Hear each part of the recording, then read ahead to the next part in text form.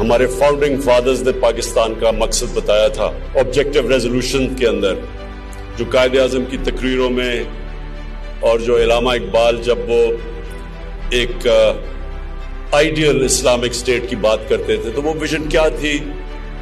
وہ ایک ہی ویژن تھی، اور وہ جب ہم اسلام کی جو سب سے پہلی اسٹیٹ بنی تھی نبی صلی اللہ علیہ وسلم کی، مدینہ کی ریاست کے اوپر بیس تھی، اس کے دو فاؤنڈنگ پرنسپلز تھے، ایک تھی انسانیت اور دوسری طرف انصاف، کمپیشن، جسٹس۔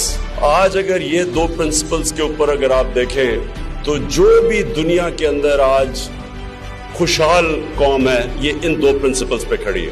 آپ کو کمپیشن ملے گا، فلاحی ریاست ملے گی، ایک عام ہیومن ڈگنیٹی ملے گی، ایک عام انسان کی بنیادی ضروریات اسٹیٹ پوری کرے گی، دوسری طرف انصاف کہ justice system, rule of law ایسا ہے کہ سب انسانوں کے لیے ایک قانون۔